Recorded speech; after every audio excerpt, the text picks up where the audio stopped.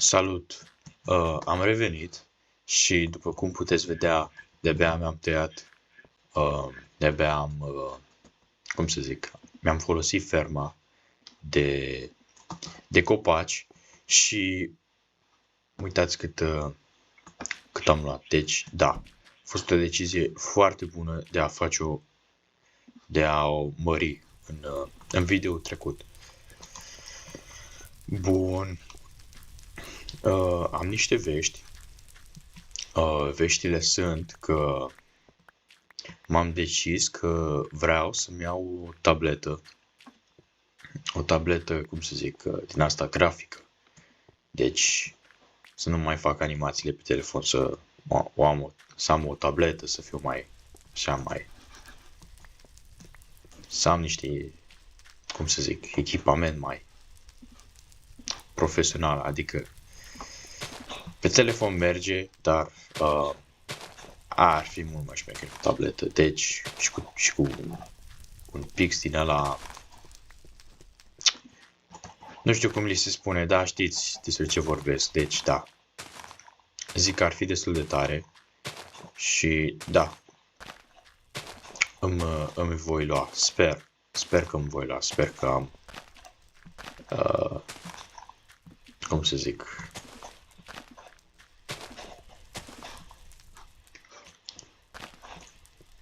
sper că mă duce capul, sper că o să pot să-mi iau. În fine, deci, acum replantez și după asta, cred că o să mă duc să... Aș putea să mă duc să continui tunelul ăla, dar ar fi destul de plictisitor și știu că ar fi destul de plictisitor, așa că poate ar fi mai bine să cum să zic, să fac altceva. Deci, m-am gândit la un proiect foarte șmecher și e greu, nu numai fiindcă e mare, ci fiindcă o să vedeți. Deci vreau să-mi fac un copac gigantic și da, poate vă imaginați că o să iau frunze și o să pun frunzele, dar nu așa funcționează. În Alpha nu există niciun mod, în Alpha nu ai cum să obții frunze. Nu ai cum să ai frunze în inventarul tău, în buzunarele tale. Deci singura metodă de a pune frunze este să te duci să plantezi copaci. Și o să crească copacii cum vor ei și da. Deci, dacă vreți să vă dau, ca să explic mai bine, deci m-am inspirat din acești doi copaci mari. Deci, vedeți copacii ăștia mari? N-aș putea pune frunzele unde vreau eu. De la copacii ăștia mari aș putea numai să distrugă, n-aș putea să pun înapoi. Deci, copacii ăștia doi mari, i-am văzut cum sunt unul lângă altul și m-am gândit, bă, dar n-ar fi tare dacă ăsta ar fi, cum să zic eu, copac gigantic și aceste frunze mari să fie parte dintr-o singură creangă. Da, sună ca un proiect gigantic, dar ar fi destul de tare și m-am gândit că ar fi șmecher să pun un copac gigantic pe acel munte. Sau nu munte, acel deal, mai mult un deal decât un munte. Ar trebui să mai golesc inventarul, n-am nevoie de piatra asta.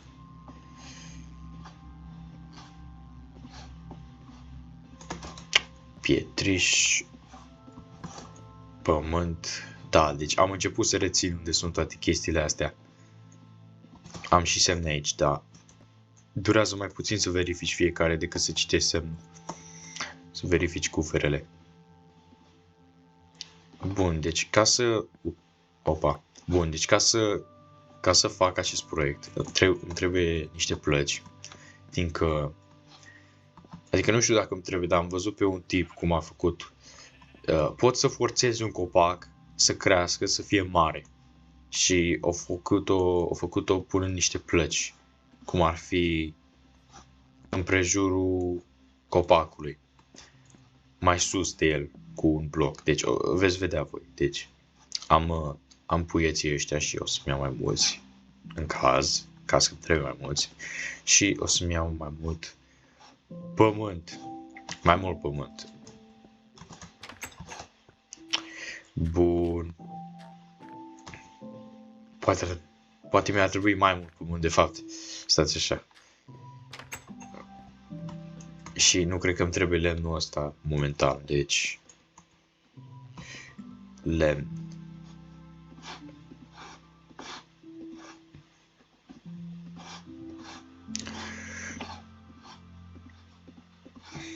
Așa, bun.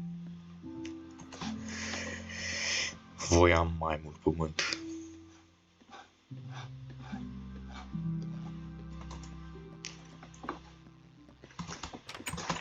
Bun, deci... Sper să arate bine. Arată destul de bine în capul meu, dar vom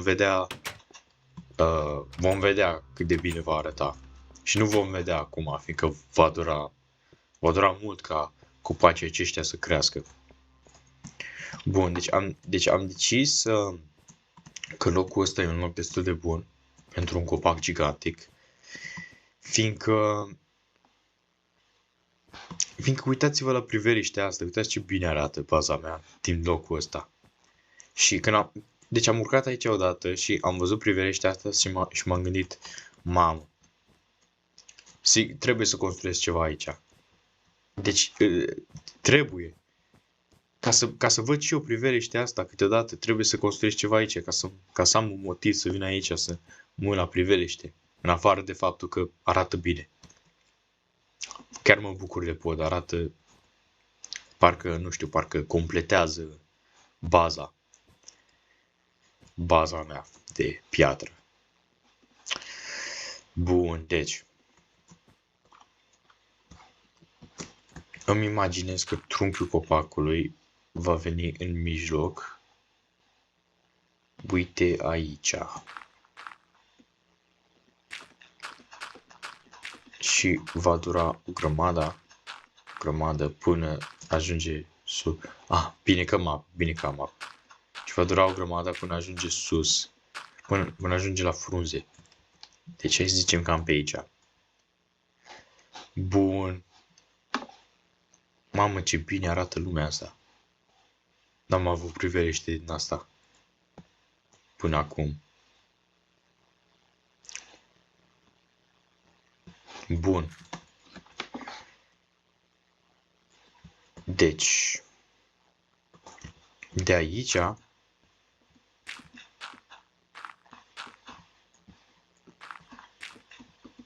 să-mi trebuiască niște frunze și ca să pun frunzele va trebui să pun copaci. Între acei doi copaci par să fie vreo 10 blocuri, deci...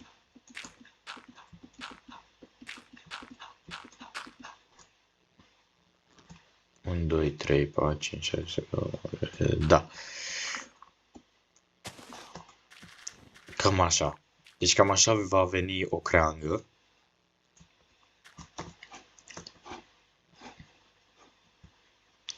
Și...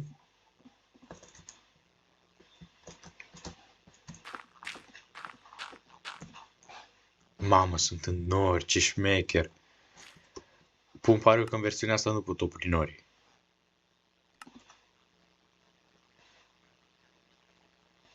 Ba da, dar cu un preț. În fine, eu nu știu de ce oamenii se enervează atunci când ajung în nori. Adică, în sensul că mereu se întâmplă atunci când un YouTuber ajunge în nori, gata, instant vor să oprească nori. Adică nu înțeleg de ce. Adică e atât de șmecher să fii în nori în Minecraft, fiindcă se întâmplă atât de rar. Și fix atunci, în momentul ăla cel mai tare, vrei să oprești norii, deci n-are sens. Eu nu înțeleg cum te-ar putea enerva niște nori. E șmecher. Când eram mic, chiar când eram mic și nu aveam Minecraft, doar mă uitam la videouri de Minecraft, chiar îmi imaginam că voiam să văd cum încearcă cineva să cum să zic, să se urce până la nori și apoi cum să zic, să sară și să stea pe nori. Dar am fost destul de dezamăgit când am văzut un video cu cineva care a făcut asta și da, nu a stat pe nori, pur și simplu caz prin nori în Minecraft, deci destul de...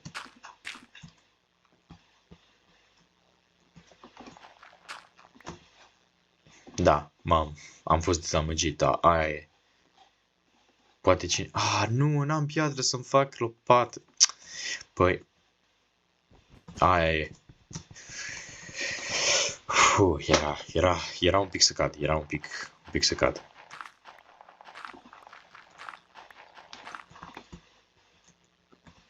Bun, deci cobor un pic că vreau creang aici.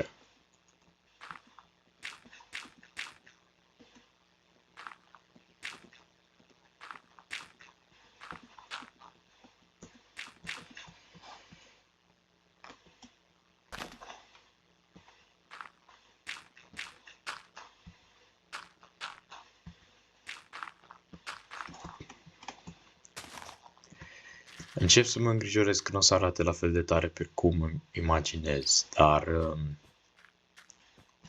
poate trebuia să fac un brad. Un brad e mult mai ușor de făcut.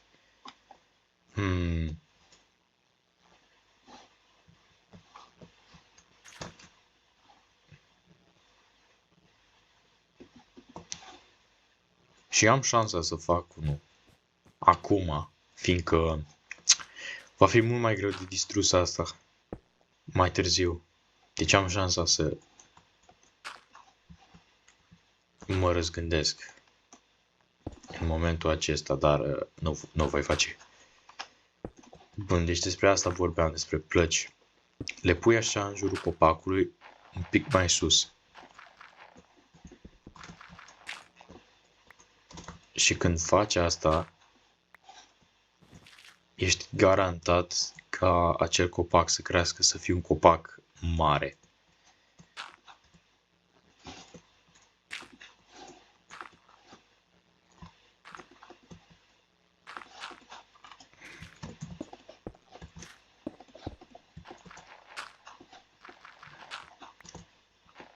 Bun, îmi pare că voi termina episodul aici sus, voi termina episodul aici în nori. Da, acum e cam greu de văzut că sunt în întuneric, dar mai și sunt în nori, deci... Na. Mamă, nori sunt cam albaștri. N-am observat până acum, până n-am ajuns aici. E destul de tare. Bun. Uite așa.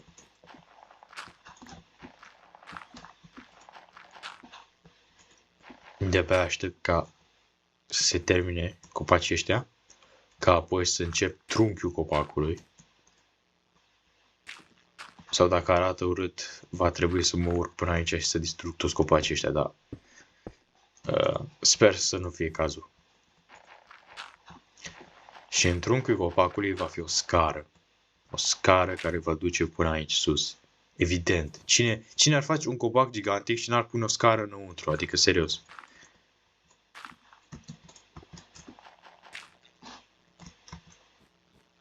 Adică cum? Ai făcut un copac gigantic doar ca să te uiți la el? Nu, l-ai făcut și ca să intri în el, să urci în el.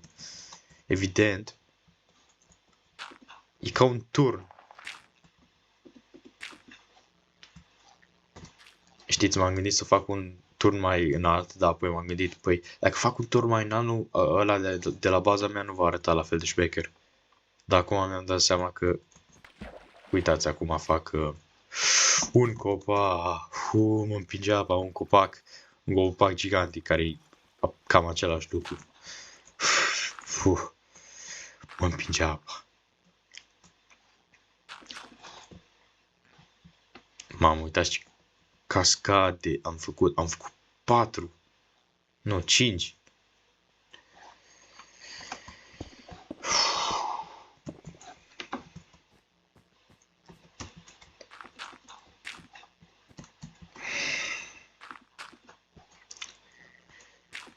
Ar trebui să-mi iau un încărcător nou. Încărcătorul meu, deci era un încărcător, mergea în mod normal, da? Mergea în mod normal când l-am luat prima oară, dar nu mai, nu mai e cum era. În sensul că acum, acum trebuie să îl pun în telefon într-un unghi foarte specific ca să se încarce și durează atât de mult să îmi dau seama unghiul ăla. Și e enervant să stau atâta doar ca să îl pun la încărcare, nici măcar să aștept încărcarea. Încărcarea e rapidă, dar trebuie să stau atât de mult să-mi dau seama unghiul corect. Ceea ce e nașpa. Ar trebui să mă bucur un pic de privilește cât sunt aici. Da.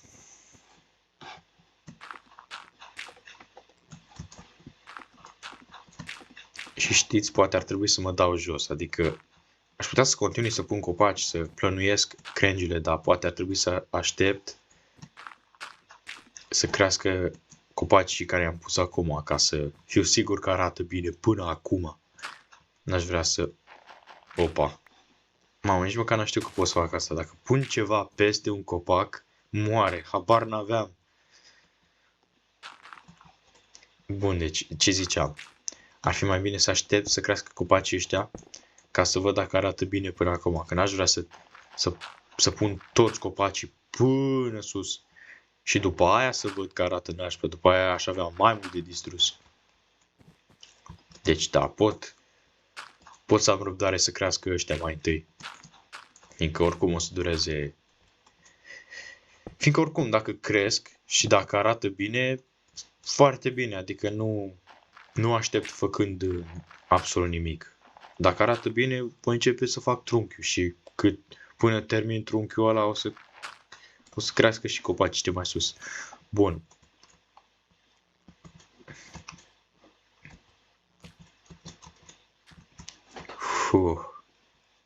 Destul de înfricoșător.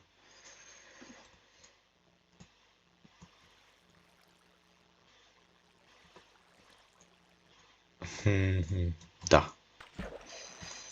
Stați. Bun, nu trebuia să cad așa pe apa aia, care era de un bloc înălțime, nu trebuia să fac asta, să nu faceți asta. În versiunea asta zic. În versiunea normală, da, ar merge, deci.